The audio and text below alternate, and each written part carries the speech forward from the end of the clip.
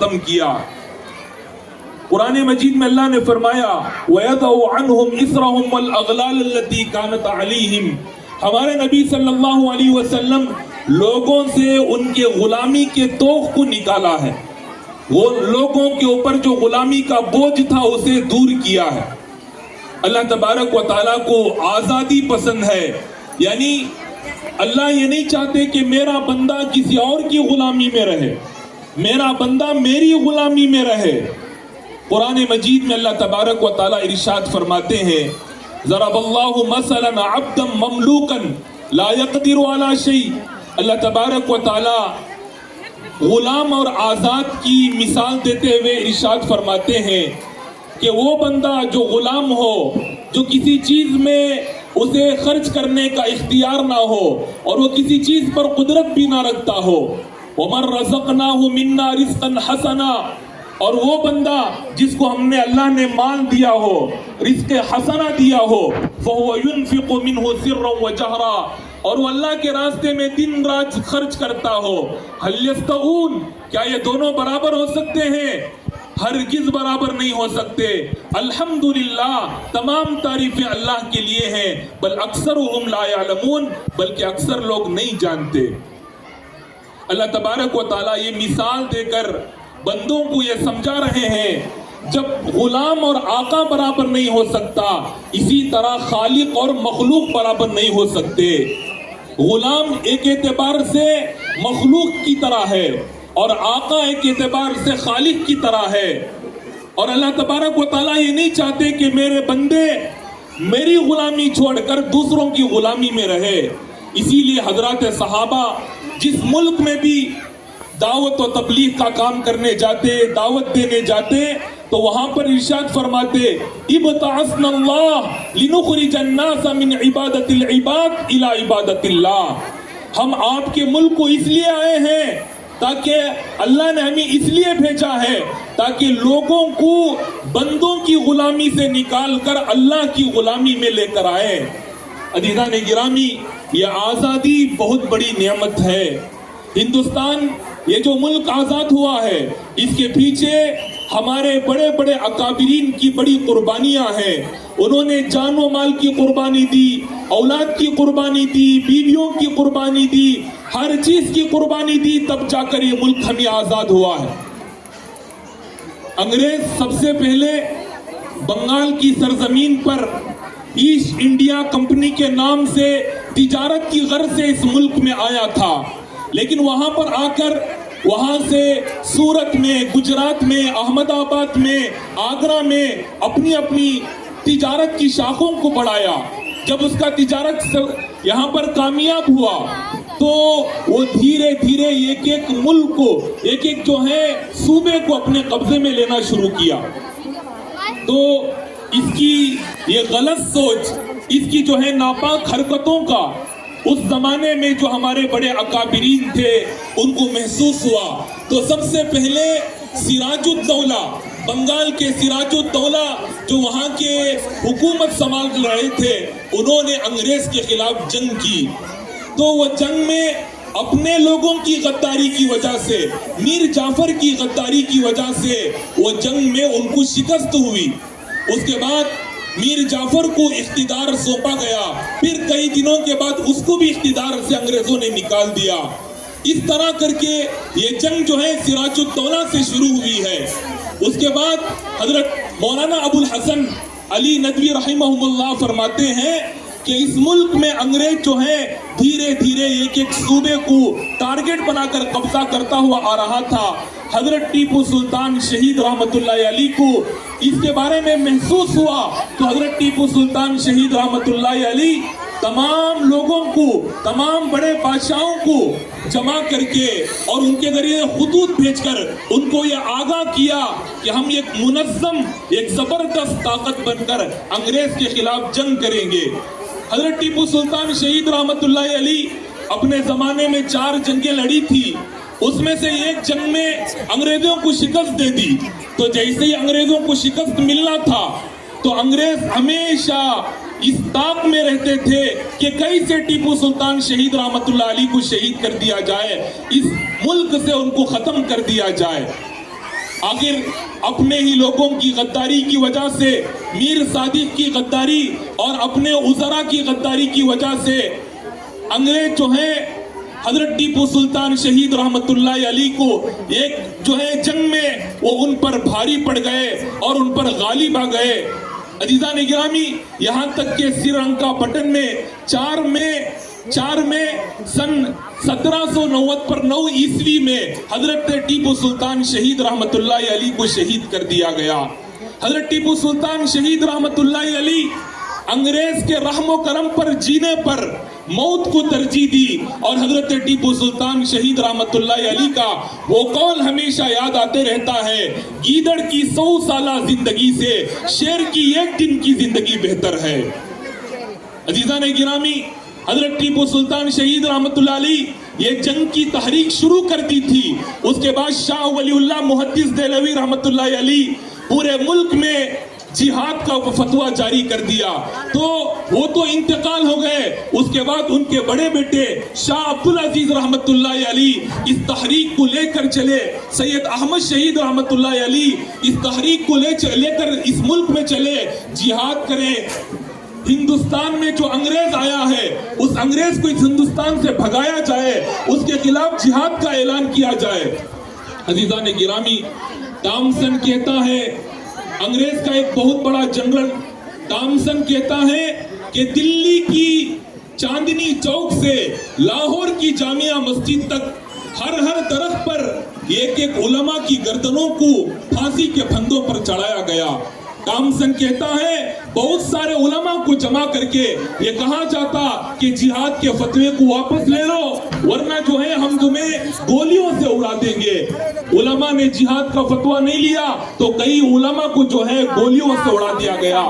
Thomson کہتا ہے علماء کو جو ہے بوریوں میں باندھ کر بڑے بڑے توپوں میں رکھ کر ان کو اڑایا جاتا تھا۔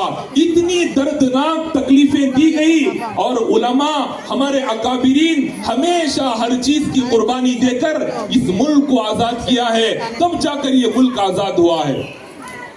کسی شاعر نے کیا ہی خوب کہا ہے، جب ہندوستان کو خون کی ضرورت پڑی سب سے پہلے گردن ہماری کٹی، اب کہتے ہیں ہم سے یہ اہل چمن، یہ چمن ہے ہمارا تمہارا نہیں۔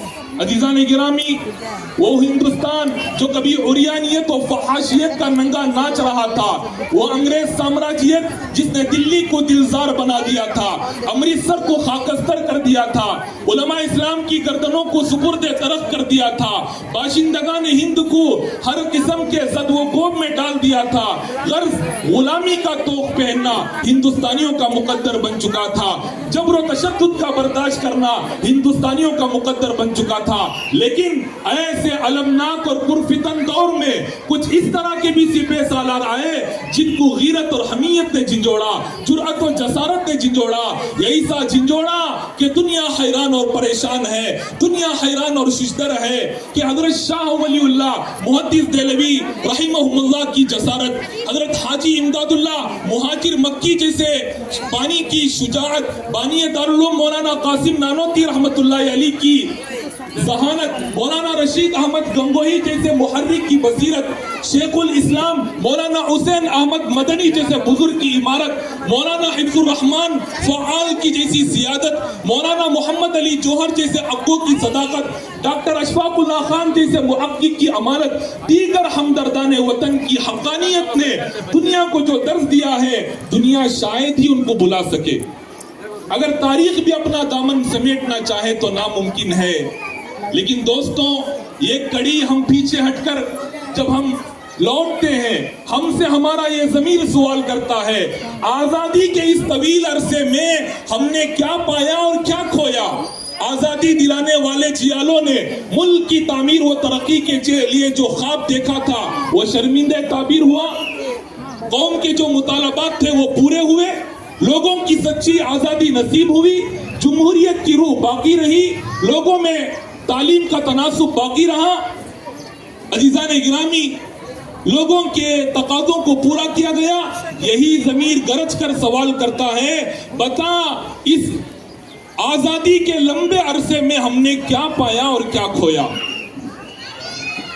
اس وقت زبان پر تالے لگ جاتے ہیں دل و دماغ مغفوض ہو جاتے ہیں، اعضاء و جوارح ساکن ہو جاتے ہیں، چاروں طرف سناٹا ہی سناٹا، جدھر دیکھو تاریکی ہی تاریکی، جدھر دیکھو نا انصافی ہی نا انصافی۔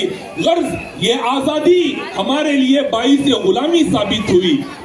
اس لیے کہ آپ غور کریں، ہندوستان تو آزاد ہوا لیکن ہم آزاد نہ ہوئے، ہندوستان تو آزاد ہوا ہمارے افکار آزاد نہ ہوئے، ہندوستان تو آزاد ہوا ہمارے اذہان آزاد نہ ہوئے، ہندوستان تو آزاد ہوا ہمارے مساجد آزاد نہ ہوئے، ہندوستان تو آزاد ہوا ہمارے مکاتب آزاد نہ ہوئے، ہندوستان تو آزاد ہوا ہمارے معابد آزاد نہ ہوئے۔ اگر آزاد ہوا تو صرف اور صرف ہندوستان آزاد ہوا۔ ستم بالائے ستم تو یہ ہے کہ ہمیں غیر ہندوستانی کہا جا رہا ہے، ہمیں ملک فروش اور غدار وطن کہا جا رہا ہے، ہمیں ہندوستان سے نکالنے کی سازشیں کی جا رہی ہے، ہمیں ہندوستان سے مٹانے کی باتیں کی جا رہی ہے۔ ہم سے یہ کہا جا رہا ہے کہ تم کون ہو، تمہاری حقیقت کیا ہے، تمہارے حقوق کیا ہیں، کیا ہندوستان تمہارا ملک ہے، کیا ہندوستان کو آزاد کرنے کے لیے تم نے مجاہدہ کیا؟ ارے سائلو، پہلے تاریخ کو پڑھو، ہسٹری کو دیکھو، ہمارا کردار کیسا ہے، ہماری ہسٹری اور رول کیا ہے۔ ہم تو علل اعلان چیلنج کے ساتھ کہتے ہیں ہم ہندوستان کے وفادار ہیں، ہم ہندوستان کے نگہبان ہیں، ہم ہندوستان کے پاسبان ہیں۔ اگر اب بھی تسلی نہیں ہے تو سنو، دل و دماغ سے سنو۔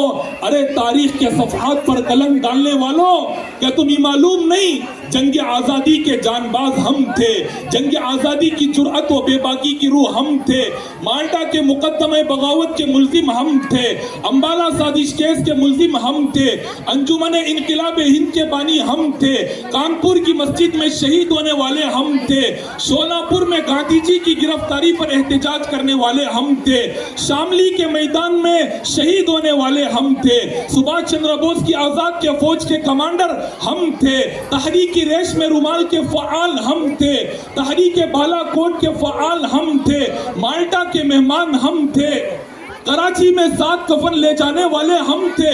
سرفروش ہم ہیں اور اب بھی ہیں، کیونکہ سرفروشی کی تمنا اب ہمارے دل میں ہے۔ دیکھنا ہے کہ زور کتنا اب بازوئے قاتل میں ہے۔ اسی پر بس نہیں، دل کو تھام کر سنو۔ ابھی ہمارے ایسے یہ لوگ شک میں ہیں کہ ہم نے اس ملک کے لیے کیا کیا۔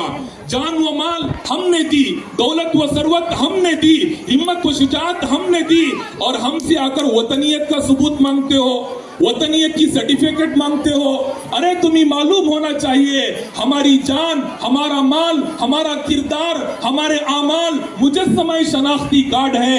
اب بھی یقین نہیں آتا، تاریخ اٹھا کر دیکھو تو ہندوستان کے مسلمانوں کو تم اپنے سے کسی بھی چیز میں کمتر نہیں پاؤ گے۔ مذہب نہیں سکھاتا آپس میں بیر رکھنا، مذہب نہیں سکھاتا آپس میں بیر رکھنا، ہندی ہے ہم، وطن ہے ہندو ستا ہمارا۔ آخری بات بتا کر اپنی بات کو ختم کرتا ہوں۔ عزیزان گرامی، اس ملک میں مسلمان عزت کی زندگی جینا ہے، اس ملک میں مسلمانوں کا ہمیشہ نام و مقام رہنا ہے، تو ہمارے بچوں کو تعلیم سے آراستہ کرنا ہے۔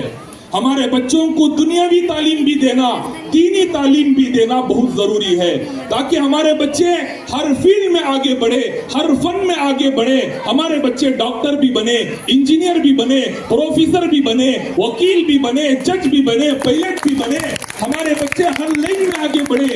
اس لیے آج ضرورت ہے مسلمان اپنے بچوں کو دینی تعلیم اور دنیاوی تعلیم دونوں تعلیم سے آراستہ کرے۔ بس اللہ تعالیٰ سے دعا ہے کہ اللہ تعالیٰ ہم تمام کو کہنے سننے سے زیادہ عمل کرنے کی توفیق عطا فرمائے۔ جو اکابرین اس ملک کو آزاد کرنے کے لیے اپنے جانوں کی قربانی دی ہے، اللہ تبارک و تعالیٰ ان کی مغفرت فرمائے، ان کے درجات کو بلند فرمائے، ان کو جنت الفردوس میں اعلیٰ مقام عطا فرمائے۔ آمین و آخر دعوانا الحمدللہ رب العالمین۔